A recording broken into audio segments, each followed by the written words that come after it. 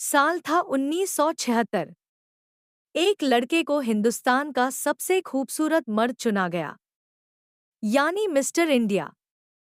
लड़के नाम था दीपक पराशर। देखते ही देखते लड़का मॉडलिंग जगत का बड़ा नाम बन गया। हजारों मॉडलिंग शोज किए, कई प्रिंट विज्ञापनों में काम किया। धीरूभाई अंबानी ने खुद अपने ब्रांड ओनली विमल के विज्ञापन के लिए इस लड़के को साइन किया।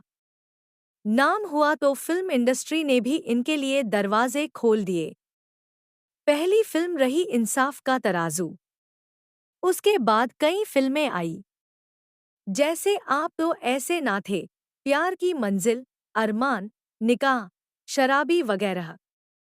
फिल्मों में नाम होने लगा तो जलने वाले भी पैदा होने लगे। इनके बारे में अफवाह उड़ाई गई कि ये समलैंगिक हैं, जबकि ये कहते हैं कि वो सब सिवाय कोरे झूठ के और कुछ नहीं था।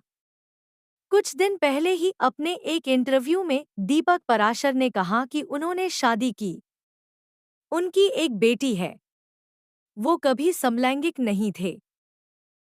उसी इंटरव्यू में दीपक पराशर ने ये भी बताया कि साल 1986 में दुबई में एक नाव की सवारी के दौरान जब हादसा हुआ तो वो इनके पर बहुत बुरा असर डाल गया।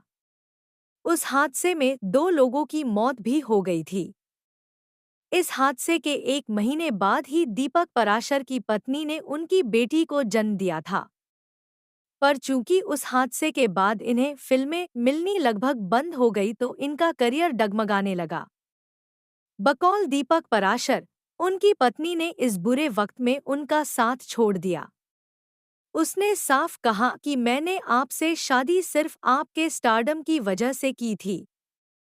अब जब आपके पास वही नहीं रहा तो मैं आपके साथ नहीं रह सकूंगी। फिर एक दिन इनकी बेटी को साथ लेकर इनकी पत्नी इन्हें छोड़कर चली गई। दीपक पराशर तब से अपनी बेटी से नहीं मिले। आज दीपक पराशर का जन्मदिन है। 2 अप्रैल 1952 को दीपक पराशर का जन्म हुआ था। दीपक पराशर कहते हैं कि वो आज भी अपनी बेटी की जानकारी निकालने की कोशिश करते रहते हैं, लेकिन वो नहीं जानते कि उसकी माँ उसे लेकर कहाँ चली गई, वो कहाँ रहती है और किस हाल में है। इनकी बेटी का जन्म 26 दिसंबर को हुआ था।